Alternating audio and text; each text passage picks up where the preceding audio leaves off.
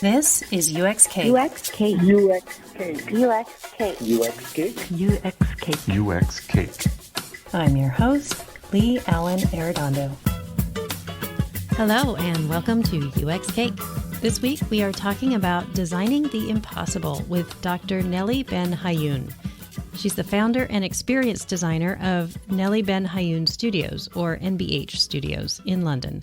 NBH Studios creates large-scale, extreme experiences like being an astronaut or erupting volcanoes or recreating natural disasters for organizations as diverse as NASA, the European Space Agency, Google, Mattel, Nike, Lego, the list goes on. So designing impossible things is just part of every day for Nelly and her teams. And even though it sounds kind of wonderful and magical, maybe the end result is magical, but the process is what she calls brutal. And for her, that's actually a critical aspect of anything that is good design, that there has to be contention or friction in creating something meaningful. And that's what you get from a plurality of thinking through a multi-disciplinary team.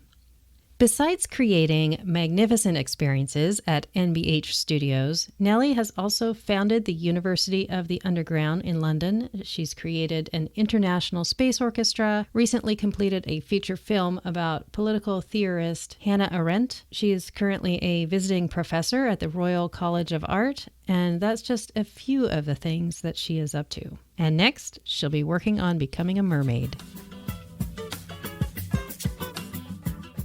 Nelly, I want to thank you so much for joining me on UX Cake. My listeners are super excited to hear your upcoming talk at Interaction 19, and I'm very excited to talk to you. Well, I'm very excited to talk to you too, Lee. I'm also really excited to come to visit Seattle and visit specifically all of the basement and all of the underground of Seattle.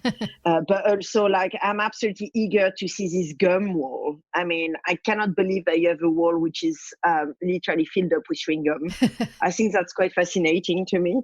And I just never been to Seattle. So, Lee, if you and your auditor can take me in a round trip in Seattle, I would love that. I just think this place sounds, by the look of it, a place I'm going to absolutely love. So, I'm really excited about coming and visiting for sure. Yeah, it's a beautiful place. I was just looking outside my window at the Olympics and they're covered with snow and the city is surrounded by mountains. It's really beautiful. It'll be really nice in February too. I can't promise dry weather like it is today, sunny. I was actually so excited about what I read online that I actually thought, why not move to Seattle and actually set up the University of the Underground in Seattle? And then I realized Seattle is probably the most rainy city in the world. And then I thought, okay, can I live with that, and turn into a mermaid? Mm-hmm. Anyway, I'm going completely off topic, but I'm also listening to this Nick Cave song, which is called Mermaid, which I will recommend to all of your listeners. It's a beautiful song. Oh. So I was just thinking about becoming a mermaid in Seattle, which I guess is probably linked to Interaction 19 in some extent, because Interaction 19 this year is very much focused on storytelling and how to tell stories through, information design, interaction design, and so forth. And so, to tell stories, I think is something that I always have been fascinated by. So, yeah. Excellent. I'm going to hope to come back around to that. You mean becoming a mermaid? Sure. Okay. Let's see how we can fit that in at the end. So, Nelly, your upcoming keynote at Interaction 19 is about designing the impossible. And I want to talk a little bit about that. Your team creates very big, extreme, multi-dimensional, multi-platform experiences. And just to set the context for this audience who might not be familiar with some of those experiences, can you tell me about a recent impossible experience your team has created? Yeah, so I guess, when I go in a party and I'm being asked what I do, I say I design experiences. And then usually people understand that I design expenses because of my very strong French accent instead of experiences. So then I usually have to really point out it's experiences, and then people would tell me, oh, so you do fashion design? And I would be like, no. I would say then that me and my team are usually trying to figure out ways for you to access the sublime And that would mean things like giving you the experience of a rocket liftoff inside your living room while a volcano is erupting in your lounge, and you can experience sonic booms while you're inside your bathtub, while dark energy is being produced inside your kitchen sink. I mean, that is exactly the kind of world that we inhabit, which is also why, the studio that I run, the Nelly Ben Hayoun Studios, is being called to be a Willy Wonka studio, because very much we live in this kind of like Charlie and the Chocolate Factory kind of like world where, we don't believe that because rational mind would tell us that you cannot access or make dark energy in your kitchen sink, then you shouldn't try even to do such experiences. Now, I think what is really, really important to say is that we don't just live in the world of fantasy and surrealism. And when I say that we give you the rocket liftoff, and when I say experience, or when I say that we are going to generate dark energy in your kitchen sink, we actually build also, multidisciplinary team to actually make that happen. And that's where, to me, this whole experiential aspect is, is not just a kind of a story. It's not just a kind of an idea, or, it's actually also about making it happen for real. And so that means working with an astronaut that has experienced the rocket liftoff and actually developing that share with him so that we can build an experience which is as close as it can be to reality. And that means actually developing dark energy in your kitchen sink with a physicist from the Large Hadron Collider in Geneva, or MIT in the university, working with the scientists there, so that we can actually build a picometer of dark energy, let's say, inside your kitchen sink, so you can actually be face to face to the unknown and eat your pancake while you have a bit of 95% of what makes the universe being created inside your kitchen sink. That's the kind of work that we do, basically. And you're putting together these teams from very different backgrounds. I'm curious, what kind of a mindset does a person need to have to approach an impossible problem in order to make it possible? What is it that you're looking for in the people that you work with? I guess I'm looking for people who are extremely passionate as well, as much as I might be, about trying to figure out ways to convey complex ideas and complex structures and complex politics to members of the public. So I'm extremely passionate by that. That really is my mission, actually revealing power structures in quite complex issues and so forth, and actually make that clear to members of the public so they can then take informed decision as to which, dream they want to kind of be a part of, or mission they want to be a part of. But I'd say to you that the same way that I'm really extremely passionate about that and about trying to figure out different methods to achieve this, then I'm expecting my collaborator to be extremely passionate about the science that they might develop, or about the politics they might develop, or about, the kind of the ideas that they represent and so forth. And for us to actually have this really intense discussion, which are not smooth, there is this kind of belief which probably come out of, this kind of like what I call mushy kind of like world in which we inhabit, with like a conference such as TED, for example, where you always look that, collaboration between disciplines are smooth and we all love each other, and art and science, like the perfect combination of the worlds. I don't think that when there is a correlation of the worlds, you come up with any good work. I think actually, if you really want to start to develop something which is going to be innovative, then you need to be prepared to actually be told that whatever you think is probably not relevant to the person in front of you. And so to be able to, have that kind of conversation, which are actually honest and sometimes quite brutal, and to start from that perspective and then to build it up from there, from that kind of very raw energy, I think is like the way that I will end on project. And, for most of them, the whole process is as explosive as the actual end result. That's really interesting. I'd love to explore this a little bit more. Talking about the process of going through designing the impossible, and you say that it can be painful and brutal. And I guess maybe the view would be, oh, you're putting together this team and everyone is saying, yes, of course we can do the impossible. But do you find that you're working with people and they're saying, no, this is something that's just not possible? And then how do you get past that? Oh, yeah. I guess, one of my massive partner in crime, and I just finished a feature length film actually about her, is called Hannah Arendt. And Hannah Arendt was a political philosopher terrorist really, that died in 1975. She was teaching at a new school in New York for a long time, and she did escape, the Second World War and the Nazi, at the time, because she was a Jew in Germany at the time. But anyway, what she says is like, to some extent, actions for her means that you have to build up something new. And in that context of building something new, and that's what she means by activism in a way, for her, is everything that is actually developing something new. You have to be prepared to some extent to face multiple different opinions. And all of these different opinions are what makes a plurality of thinking happen. And that's what is beautiful about it. But it also means that whenever you want to think as a producer of a certain project, then it just means that sometimes this plurality of thinking just doesn't support the vision of making a set project happen. And so, I'd say to you that the more I develop the work and the more I've been doing this work, so it's make now 10 years that the studio is in existence, right? The more I learn that actually a lot of it and a lot of my practice as a designer of experience is actually about politics.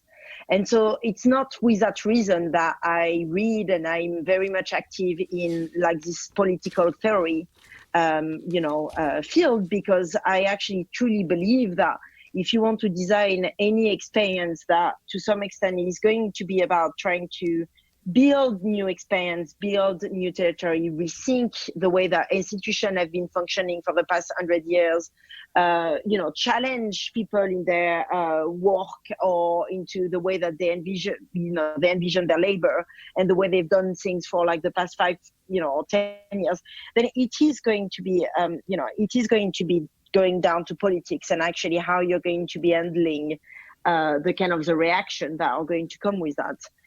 And so, yes, to build this project just means that you have to exist within that context of politics. And also it just means as well that you have to be extremely, extremely persistent. And that is something that, I can try and define and try to bring into rational terms. But I think to be frank to you, like, I still don't know. And I'm just coming out of a very long day where I've been just literally being told no all along for something quite actually problematic for all of us. But the bottom line is what I'd say to you. It's like, yeah, this persistence is something that, I call the hammering technique. For me, a no is not a no until I turn it into a yes. And to some extent, I just think that as an individual, I'm also someone who, to some extent, will not take any no for granted and actually will always go and strive under extremely challenging situations. And so, the more people try to kill a project, the more, to some extent, the cockroach in me will, exist and move fast. Mm-hmm. Yeah, for sure. I understand the persistence is something that a lot of folks who are new to the realm of UX in particular, but design in general, I think are somewhat surprised at how much grit and determination and persistence are needed, as well as storytelling, like you talked about before. That's also super helpful to get anywhere, to see your vision or even a part of your vision sometimes. A bit of a segue. In the description about your upcoming talk for Interaction 19, one thing in particular that really struck me, you said you will demonstrate how the human condition can prevail over technology. And I wanted to talk to you about this just a little bit because for UX practitioners, we are generally trying to leverage technology to better the human condition. We're using technology to benefit humans. So I wanted to understand what you mean specifically when you're talking about that, the human condition prevailing over technology? Well, again, it's coming back to Hannah Arendt, right? And as a political theorist, she wrote this book called The Human Condition, which basically is defining labor in the terms of Homo faber and animal labyrinths. And in a way, and I'm going to explain what these terms mean, but in a way, when Hannah Arendt wrote The Human Condition, she was referring to the atomic bomb and basically the reaction that Oppenheimer got after the atomic bomb, impacted Nagasaki and Hiroshima. And there is this really famous interview where you see Oppenheimer repeating the kind of the mantra of some Indian story. I can't remember exactly the detail, but basically she started her book by talking about Sputnik and then going into Oppenheimer and kind of defining that to some extent she believed that humanity would disappear because basically the way that we have set up labor and the way that we have set up critical thinking within the context of labor is going to mean that the people who make just make, and the people who think and develop politics just do that. And there is no kind of correlation between these two body and these two way of functioning. And she takes the example, of course, of Oppenheimer, who has been sublimed by the technological tool to the point that when the atomic bomb was there, while he was leading the Manhattan Project all along and building up this atomic bomb, he never actually thought that this would be used to destroy life. And this is quite, and that's, to me, is really, it's really interesting, but it's also like coming back to our point and to Hannah Arendt's point. It's like, how can we try and figure out a way so that actually the people who make are also people who are developing thinking processes and are actually being given platform to critically reflect on the technological tools that they are developing. And I think when you look at any form of scientific institutions that still are in existence today, and of course I know NASA quite well because I've been working quite actively within the space agencies or the United Nations, then you start to realize that these specific institutions that have been going on for, quite a long time, like nearly 100 years, not quite yet, but soon. You start to realize that they don't have spaces for critical thought to take place. They don't have platform for these things to take place. And so you might argue that maybe what I do is not going to help in any way in that kind of like massive scale, I'd say, issue or problem. And also music and experiences might not be the answer to the development of critical platform within the context of these institutions. If you think about a project that the International Space Orchestra, for example, which is an orchestra at NASA, where you have NASA scientists reenacting everything that went wrong in the space program, which is an orchestra that I set up back in 2012 and is still in existence at NASA, then you might argue and you might say to me, well, Nelly, that's not going to help in any way, the way that the agency might or might not send radar and, military, kind of station in outer space. Yes, you're right, I will say to you. But then at the same time, why not start there? Why not start by actually building a platform that will allow for these critical thoughts to take place through the use of music? Because if you're playing the dobro and I'm playing the trumpet and you're the head of NASA and I'm just a new engineer that just started, it's actually much more easier to discuss real topic about, outer space colonization and what that might mean, about going to Mars and what that might mean, and so forth. So yeah, that's where I sit with that, and that's what my contribution, at least to interaction design, probably will be about. But I never know because I never actually, finish my talks until I'm actually there. Uh-huh. And maybe you don't stick to the script necessarily either. I will hate that. Uh-huh. And so I think obviously my work is not going to change overnight, right? It's been going on for quite a while. So then of course I can speak about that. But the way I will speak about it will very much depend on the audience again. And because I'm going to Seattle for 4 days and I'm closing the conference, right? Then that will mean that I will have had the time to actually know a bit more about the audience that is going to be inside the conference, and that will mean that I will be able to do a talk according to the kind of reaction that they will have had, or in terms of the kind of the talks of the other speakers as well, and seeing what kind of topic have been covered, and also trying to figure out what would be the best action or call for action that I can give to the audience who is there, and specifically this audience of, interaction designer and UX designer, basically. So an experience designer. So yeah. Yeah, that's fantastic. Just to kind of wrap that back up, talking about the human condition prevailing over technology. When you talk about creating a platform for critical thought, it sounds like a lot of conversations that I have been seeing over the last couple of years where people are raising these issues and these flags about we need to be having conversations about the ethics of design and of technology, and not just sort of letting technology happen, but thinking about it before it's even put into place, but certainly talking about what is happening around us and in an ethical sort of way. Is that kind of what you are talking about, the ethics of technology?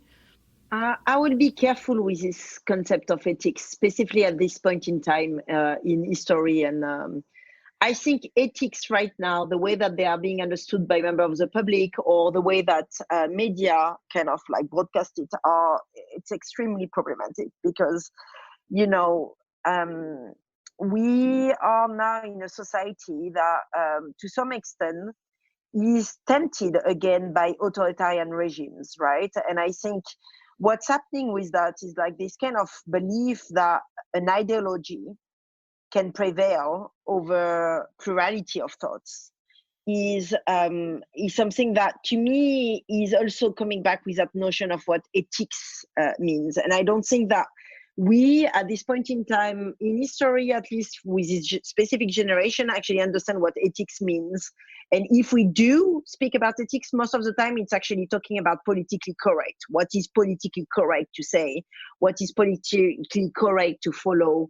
And, you know, how can I look good on my social media, or how can I look that I'm like following the right ideology or not? And then I'm going to follow up with an hashtag, and then, oh, I belong to that movement, or I belong to that movement, without having any form of critical reflection as to actually, you know, is this person in front of me really a monster? And if I believe that this person is really in front of me a monster, then why is it that I cannot even converse and have a conversation with it? And I think what we are currently seeing in our society is actually this kind of like profound states of loneliness, right? Where people are just kind of setting up into their own ways and their own ideologies and their own kind of what is ethically correct to do, what is ethically not correct to do, how am I going to be perceived by my peers, as opposed to actually having like a proper in-depth conversation, a critical reflection on that. And I think when it comes to design and the role of design in that specific debate, I think we also have to remember that design is an extremely young discipline that compared to the arts or compared to architecture, let's say, is only about 45 years old, really. You know, design as a field was actually coined and being taught in school only in 1960s and recognized, at least in the UK government, as being, you know, a discipline as per design. And before that, it was called combined craft.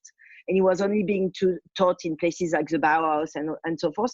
So I think design, in a way, it's a brilliant discipline because it means that because it's just that young, it just means that it can get informed by so many other disciplines, such as sociology, such as philosophy, such as politics, such as, you know, the arts, architecture, that science that have been going on for way, way more than what design has.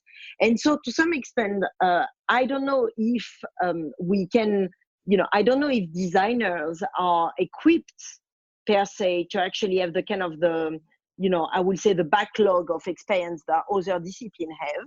But what they have, because of the fact that it's such a young discipline, they have that possibility to some extent exist in between all of this and exist to perhaps develop reaction towards the way that maybe sociology as a system or as a form of thinking has been developed, politics has been developed since, you know, so we are able to be actually really, you know, to build up a lot of reaction to the way that things have been done because we are so much younger.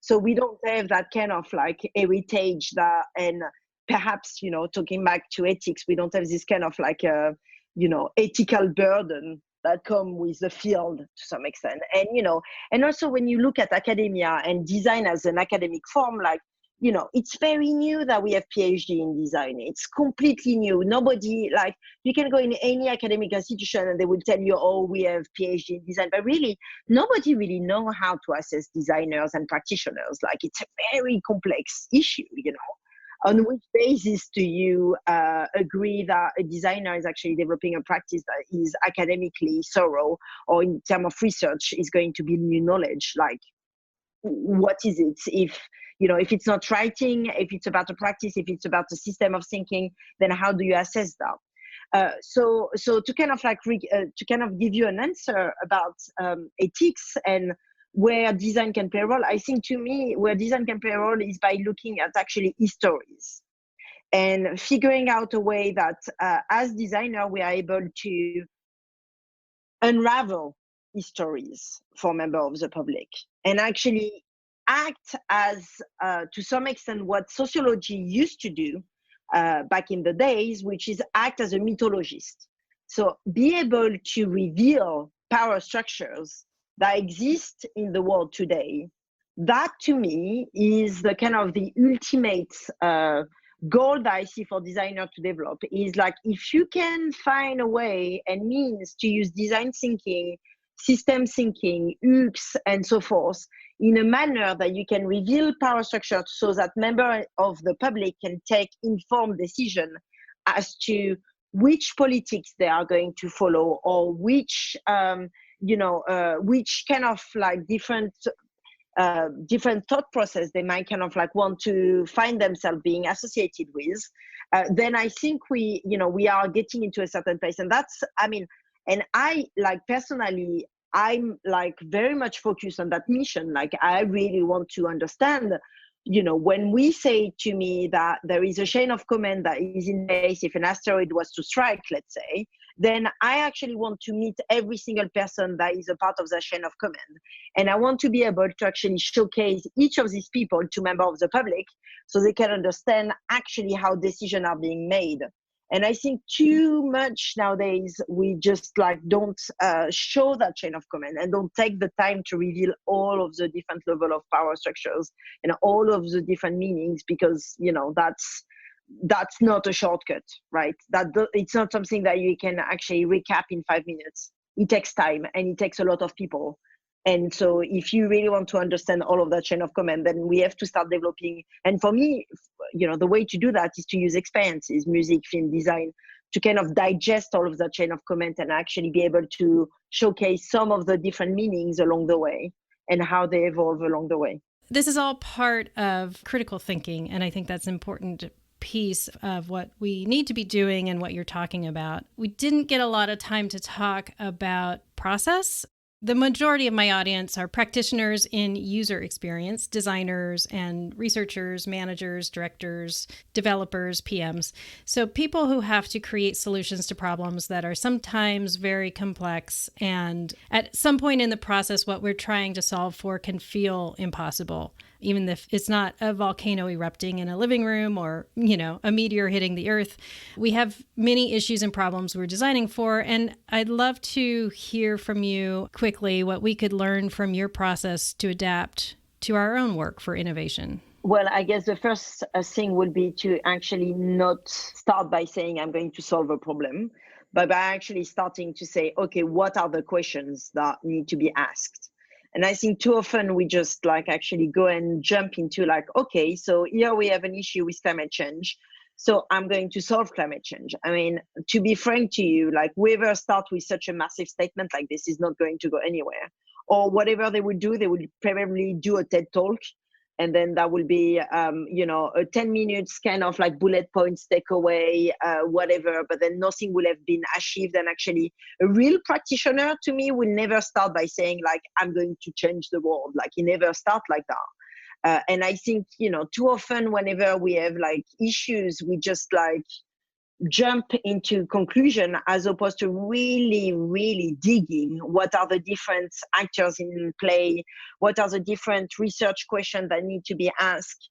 If you think about the new technologies that like, for example, synthetic biology and the development of like, so synthetic biology being, the idea that you can twist the DNA of a bacteria to pretty much develop any form of new living, or to actually make leather, being produced by bacteria, let's say. and other kind of, and that's a new technology, right, that is being developed at this point in time. And so, this is where designers have a key role to play in terms of figuring out how are we going to design the living now that we are going to have the possibility to do that. But before we go and we do that, what are the questions that we should ask ourselves? Yeah, you're right. Maybe there is definitely question about ethics, but there is also questions about actually what in this world, the way that is being established, do we need to actually address and change, first of all, in the context of climate, in the context of, and start to really ask this question from an, economical, sociological, political aspect, and really, really laying out all of these questions. So have much more of a problem finding approach than a problem solving one, because a problem solving one will definitely come together hand in hand with actually defining what the problems are. So for me, the starting point is there. So defining well what the problems are, and then slowly and surely starting to develop series of experiments, documenting the experiments, and then of course reiteration again and again and again and again until you can actually start to put the project into the world, and then again testing it again, and then being able to actually accept that actually some of the options that you might have put into this world are probably going to fail. And so, UX designer and user experience, the way that, it's developed and the way it's part of any company, of course, there is budget constraint, and there is, you cannot really put out there a user experience that is going to fail. But then at the same time, I'd say to you that if you're trying to resolve a problem, then, you're going to have to go through multiple iteration of failures and problems and issues and so forth. So for me, it's about being first starting from the problem aspect, second of all, being able to reiterate again and again and again and again, and then being sure that if failures start to hit your way, then you're able to actually come up with a plan B, a plan C, a plan D, a plan E, and so forth. And so being able to actually always have 5 plans in place, because you should never just assume that one solution is going to be the one that rules. Yeah, I know that we have to wrap this up. And so I just wanted to find out how you would approach the problem, the impossible problem of becoming a mermaid. Well, I'm only starting to think about that one. Okay. It's probably going to take me a while as to how I'm going to resolve this one. But then, it's funny because this morning, actually, so I'm listening to this song, the Nick Cave song, and then you're telling me about, we were talking about the rain in Seattle. And then it turns out that I was listening to this podcast this morning about Mermaid and mermaid sport. And, in France, it's so underrated, apparently. The French radio was saying that nobody really see the, incredible aspects, sports aspect of being a mermaid. The US, you have a lot of sports related to becoming a mermaid. It's actually a sport, a registered sport to try and become a mermaid. I guess I'm going to probably start by looking at this issue from the perspective of inviting around at the bar. I will invite at the bar a synthetic biologist, so someone that can work on DNA and tell me about DNA and how they function. I will invite at the bar as well someone from the Natural History Museum who is going to be able to tell me the evolution of species and kind of be able to tell me about Darwin and how Darwin kind of came up with this theory of, the human evolution, and perhaps where is there maybe a gap where mermaids could kind of exist. Then I will also invite someone who can, probably a geographer, who can tell me in the world, where should I go to try and find some species that could be related somehow to mermaid, in this world. And then finally, I think I will probably invite on that, who else will I invite? Probably a musician as well, because I think you always need good music to be able to be inspired along the way for a journey like this. And all of that together, I think I would be covered to maybe not find a solution, but at least to start establishing what the problem is and why is it that I'm not a mermaid. Yeah. Don't forget the videographer so the rest of us can see this process, because I think it sounds fascinating. Yes. And by the way, talking about videographer, you can all come and see the new movie, the I'm Not a Monster new movie that will be releasing next year. We don't know yet when. We are still waiting, and we have all the finger crossed I really, really hope that we can make it to South by Southwest. We will not know probably until end of January. I guess I will know when I come to Seattle whether or not the film has made it to South by Southwest or not. If he has not made it to South by Southwest, I guess I will be probably trying to figure out a solution as to what I'm going to do next with that film and when and how I'm going to release it. Yes, because you don't take no for an answer, which is fantastic. Correct. I'm so grateful for your time today. I know you're very busy, and so I just want to thank you so much. It's been a real pleasure to speak with you, Nelly. Thank you so much, Lee. And, please, thank you so much as well for your time. And don't worry about busy, because I always say to everyone, like, everybody in the world is busy. I mean, that's a matter of fact. Like, we are all busy with our lives and trying to figure out how to maintain them. So, well, thank you. Thank you so much. Well, that was a fascinating conversation, and it was fun to listen to it a couple times through to see what I missed the first time. So many ideas. I should also mention that there is a transcript of this interview on the episode page on our site at uxcake.co. So just in case you didn't get something the first time, you can go read the transcript. I have to admit that I feel a little silly admitting this, but I'm going to tell you, I thought that she said that Hannah Arendt was a political terrorist until I read the transcript. Political theorist actually makes a lot more sense, so I felt a little silly. You can see Nelly's keynote live at Interaction 19. Get more info about that at interaction19.ixda.org. To keep up with all the fascinating things that Nelly is up to, follow We Are NBH Studios on Twitter. You can also follow Nelly at Nelly Ben Hyoun on Twitter. If you are enjoying UX Cake, please rate and review in Apple Podcast or iTunes. That really does help our community grow. Also, share it with your friends and colleagues. You can connect with UX Cake on Twitter, Facebook, Instagram, and our website at uxcake.co. And be sure to subscribe so you don't miss a bite.